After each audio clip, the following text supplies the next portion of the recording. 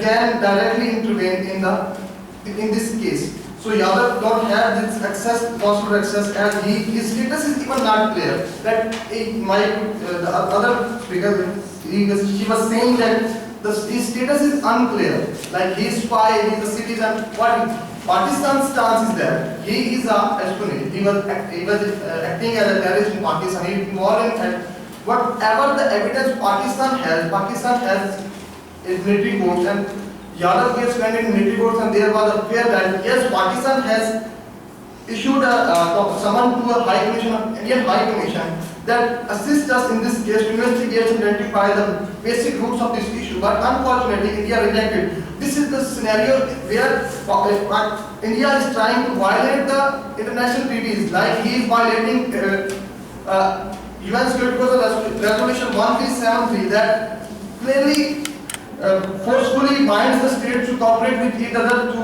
eliminate the terrorist activities. But unfortunately, India is not doing so. So India has no legal right to say that Pakistan is violating the international obligation under Vienna Convention.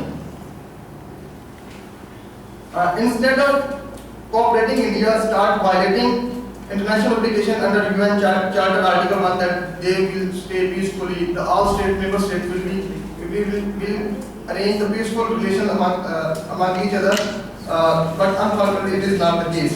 Article 36 of BCCR only deals with communication and contact with national of the sending state. It does not impact conviction of espionage under domestic or international law. You have clearly mentioned that there is no law for espionage, so domestic law prevails.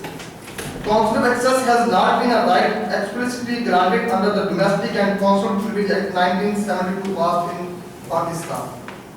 Yes, you talk about IHL. Article 5 clearly states when a non-combatant is detained as a spy, he forfeits his rights of communication under the convention.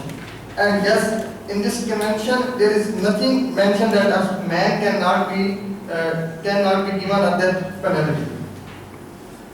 What is Indian state practice? Pakistan continuously helping India for assisting to investigation and eliminate the terrorist activities like event after 2008, Mumbai attacks, Pathankot, Ajmal Kasab, Uri attack. These are some just general practices of the both states that they are cooperating each other. But in this case, India is trying to, India is having an attitude of non-assistance in the other case. So it is not the case. It is general custom between Pakistan and India, especially after 2008 agreement, that the states should assist each other. But when India is not helping Pakistan, how can Pakistan help as Pakistan considered that Yadav is a hardcore terrorist? Without removal of Pakistan concerns, how it is possible that Pakistan can give Indian access to hardcore terrorists and espionage especially. As per non-cooperation of India, Yadav case was concluded according to the evidence that Pakistan has in hand in military courts. And it is the Indian who was responsible for the death penalty of Yadav that Pakistan has continuously saying to assist us in investigation of the Yadav case.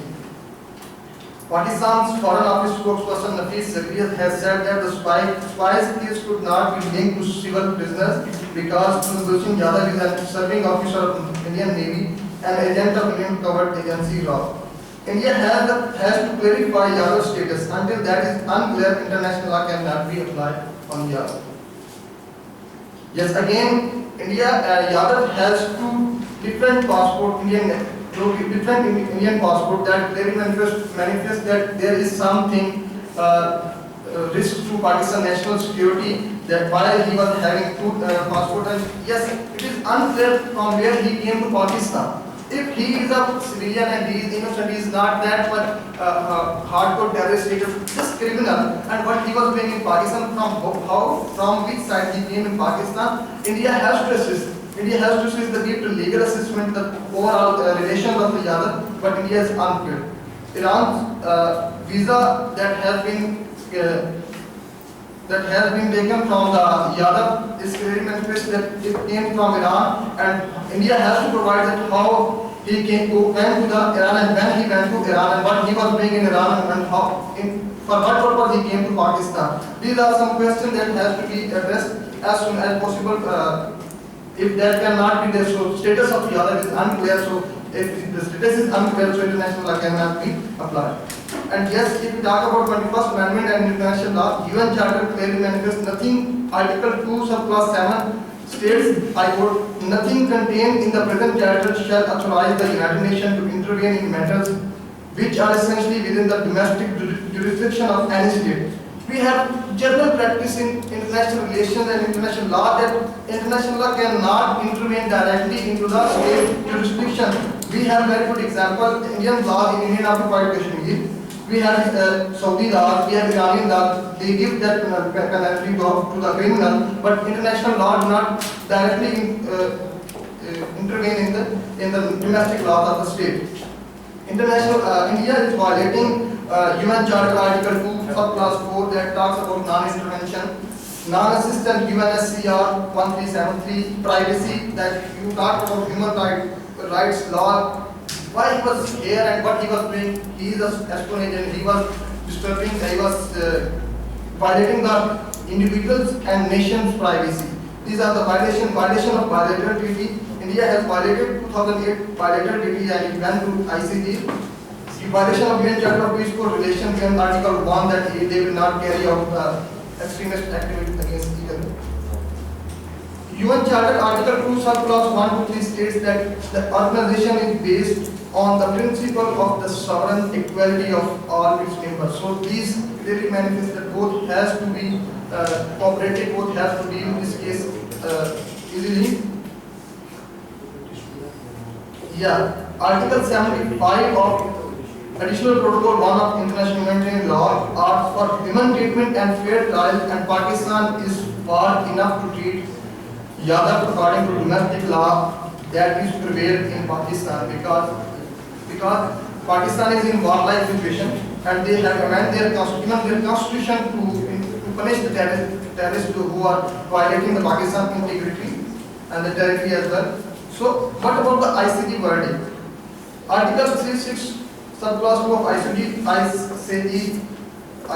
statute, which allows states to recognize and compulsory ISPO facto and without special agreement in relation to any other state accepting the same obligation, the jurisdiction of the court. Subclause A, the nature of extent of the reputation to be made for the breach of an international obligation. Pakistan has not violated an international obligation. Pakistan is doing what their domestic law is saying, and that is prevailed in Pakistan. Yes, one thing more is curious that Pakistan has 518 Indians in Pakistan here. But unfortunately, India is not much curious about others while only Yadav.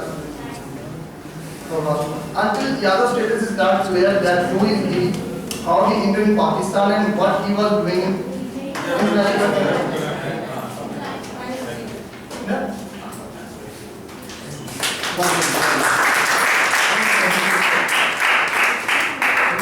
Now, opposition's first rebuttal speaker, not first speaker, Faiz Asad.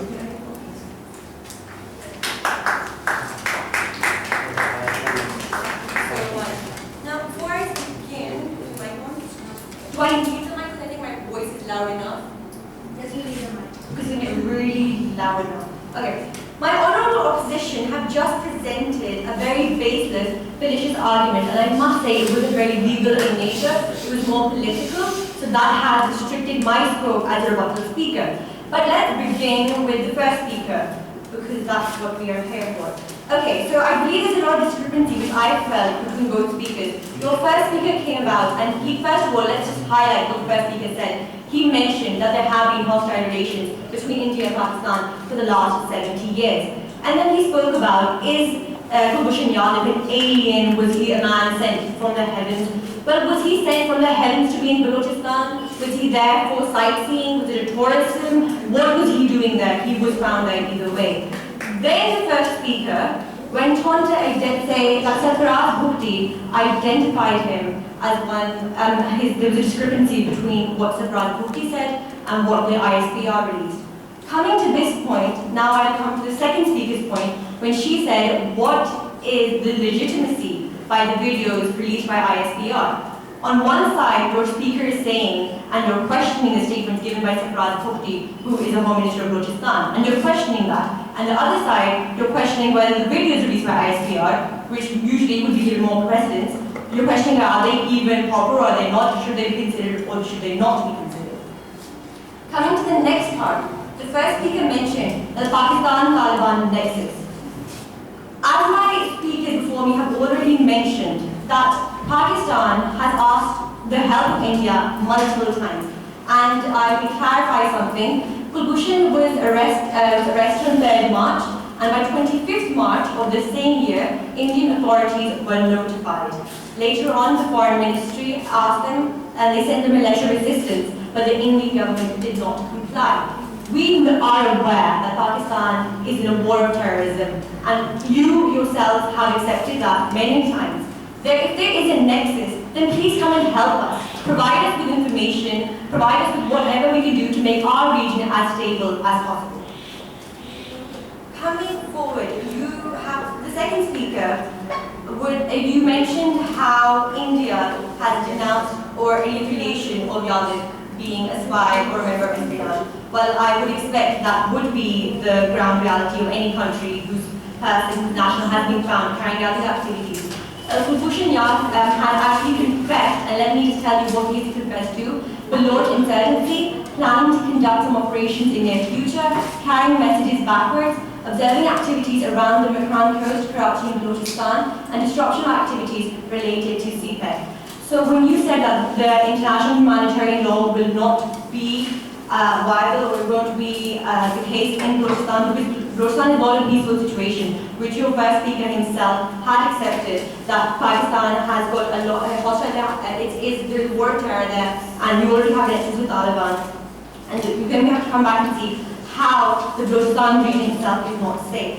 You did go on to say that the reason international humanitarian law will not work or will not suffice in this situation is because Balochistan is a very peaceful state, and thus obviously international humanitarian law is not applicable.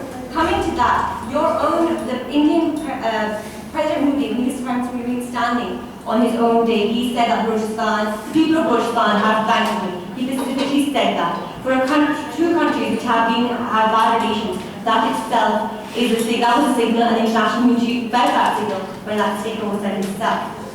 Okay, now coming to the legal aspect, which I could get from this since I'm not allowed to introduce more points, and I'm very sad that you have restricted my debate to the legal side because I've researched quite a lot of that. You mentioned Article 14 ICCPR, but we can talk about Article 10 of the UDHR as well. But coming back to what both my first and second speaker have already mentioned, if Kulbhushan Yadav has been charged on case of espionage, he's been charged as a spy. If it is otherwise, then please come to us. We are asking you, we have asked the Indian government to comply with us and to help and make this region as stable as possible.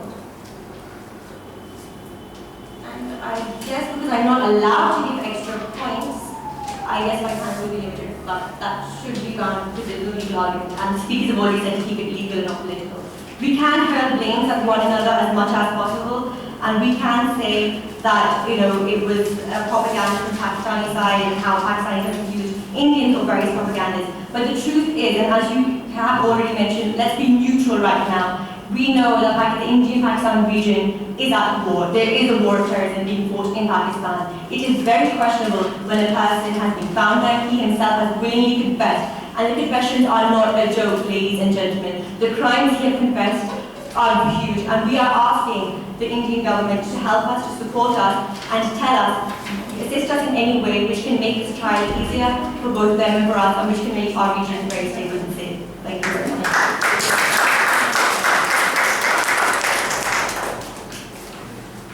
Now I would like to call upon the rebuttal speaker from the proposition, Rabia Faiz.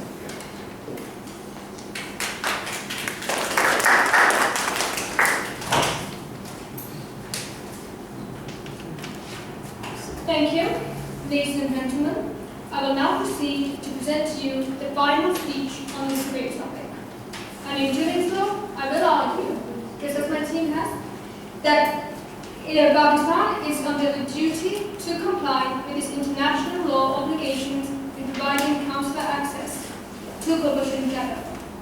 I will seek to refute the main arguments put by the opposition in favor of Pakistan.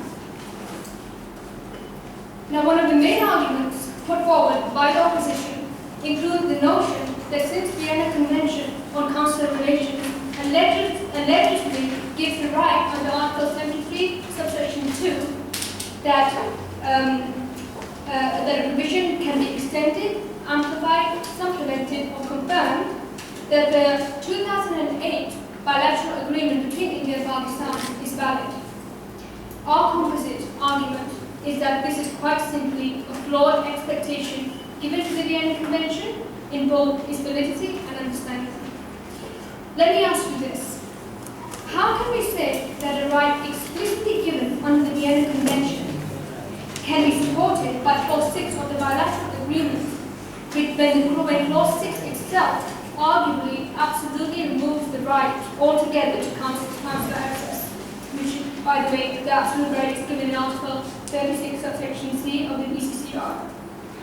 The Vienna Convention, while clearly has given permission to build upon the right, it has not given permission to further diminish or arbitrarily restrict the right in its entirety. And it is this fundamental flaw our position has employed in interpreting the Vienna Convention incorrectly.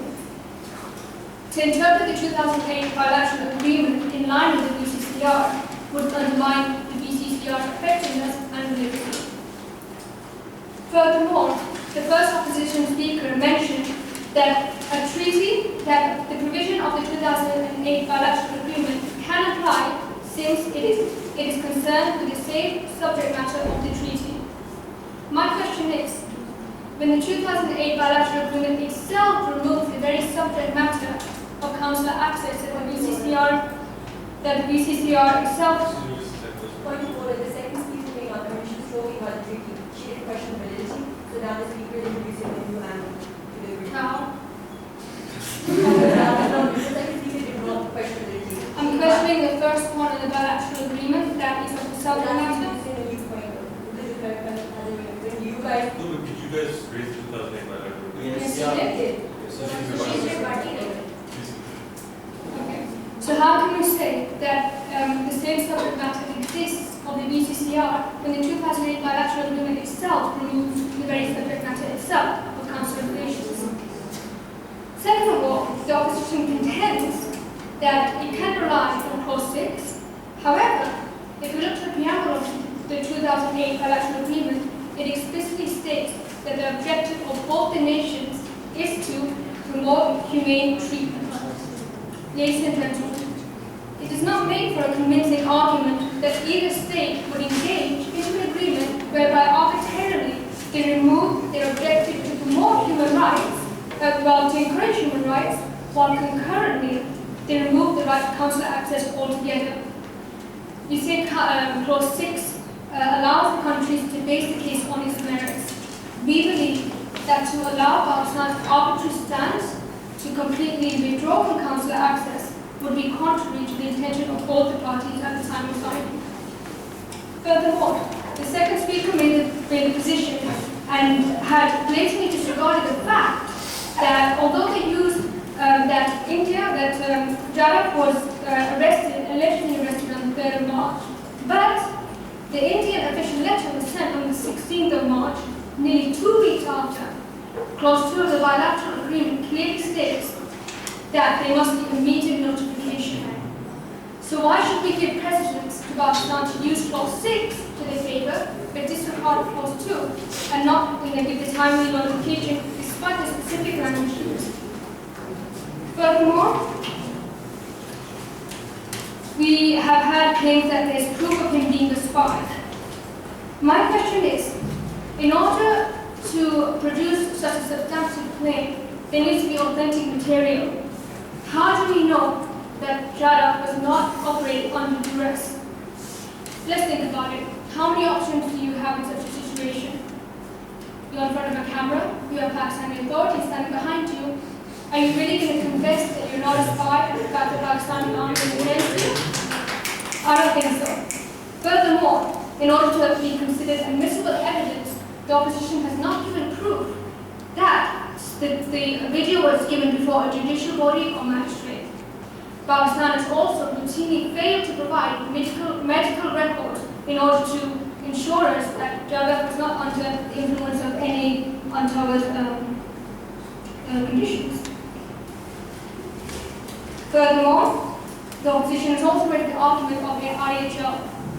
We firmly believe that Balochistan is not is not a conflict area. Unlike Qatar, which has been given status by the state itself as an official conflict area, Balochistan does not enjoy such status, and thus IHL cannot apply. Furthermore, we have the argument that Pakistan has asked repeatedly for India to help them. How can India help Pakistan when India has not even been given consular access to either visit, converse, or arrange Jadav's legal representation? So what help are you asking for when you not even allow the Indian officials to visit or talk to Jadav? Furthermore, the UN resolution of 1373 has been used. However, under national security, even a fair and free trial should be used. It is no secret that Jadav was convicted not under an ordinary military court, but a field marshal instead, which is itself a unique form of military tribunal and is used in cases of war, which Balochistan is not in. For all we know, with the military court surrounded in secrecy and behind public eyes, public doors, for all we know, Jadav might have not even had legal representation. For all we know, he might have not even been present at his own trial. So how can we say he's a spy when the entire case is told itself? Furthermore, the second opposition speaker also mentioned that although Indian officials are in Pakistan jail and India has not requested consular access, we deny this claim with the official statement of India, which has explicitly said that they have repeatedly asked Pakistan for consular access of their, I believe, is 560 Indian civilians. And this number was released by the Pakistani Foreign Minister on 1st of July 2017 to the Indian government.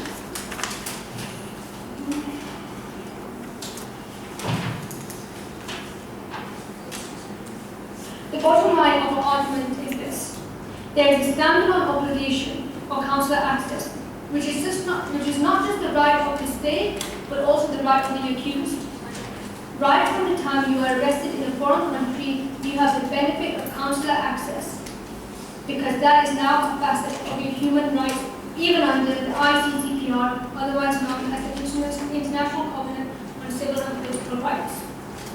A fair trial is accepted as a fundamental facet of human rights, and to support this, a case of two Mexican nationals executed in 1997 illustrate the vital importance of timely consular relations.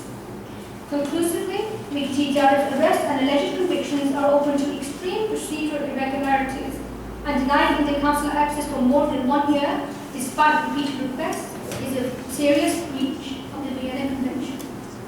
Whether the trial was fair or not seems to lean more on the fringes of a sham. However, we firmly believe that Pakistan is obliged to comply with international law in providing consular access, despite political biases. Thank you.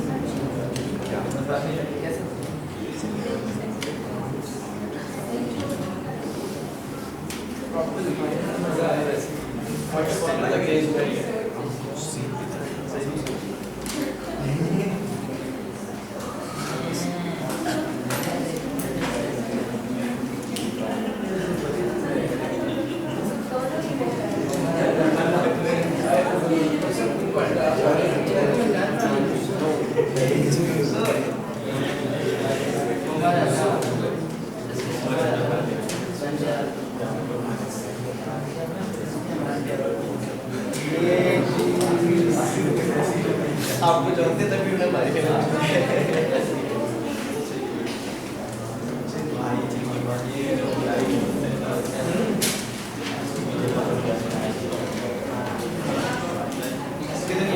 Alright guys, we have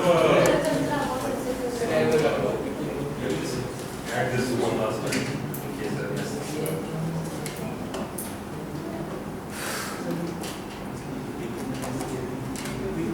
I've not missed it. Alright, this was an exceptionally good debate. I was quite happy with one of the quality of the speakers, the epoxy skills demonstrated, even the quality of research. It was really strong. I'm really happy this was sort of tough area. So both sides, I think there's a really good job.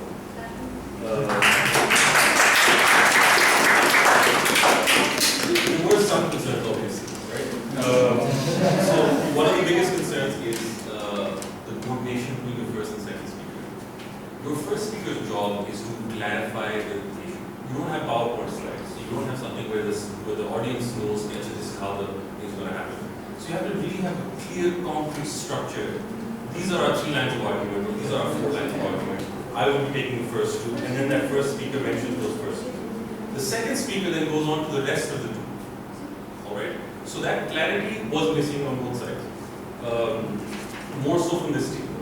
You should have done a better job with clarifying. You can start off with facts, as was done here as well. So that's some of the things. Lines of argument brings, the first speaker brings a lot of clarity and structure to the debate. So it's extremely important that he does that. And when you bring this clarity in, you avoid repetition. And that's also important because time is your biggest resource here. You don't want to have to waste it on saying the same thing. I recognize from both sides that, and for all teams here, that rebuttals are the most difficult aspect. And both teams did an excellent job. So rebuttal speakers well done. The reason why rebuttals are difficult is one, when you're making a rebuttal, you have to be technically really solid to catch the enemy, right? So you are the point man here, with the slide who's taking down their arguments. And secondly, you have to think on the spot. You don't have the time to prepare an argument like that. So well done from both sides. There was a little, perhaps new arguments were brought in from one side who factored that in. Hasn't made a huge difference though. There's the way I've marked it, the opposition has won. This debate.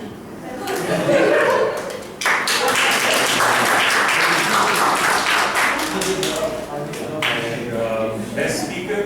I just want to give a few comments. Mostly I agree with what Sir has said.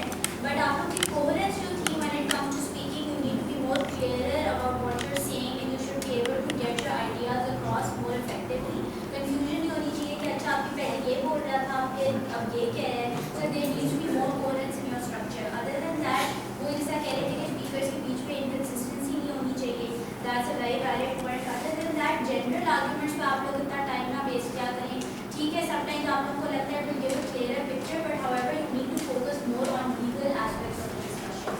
Because other than that, it was great. I also felt that you guys overall were a better team. But best speaker to have, sir. The best speaker is Rabia.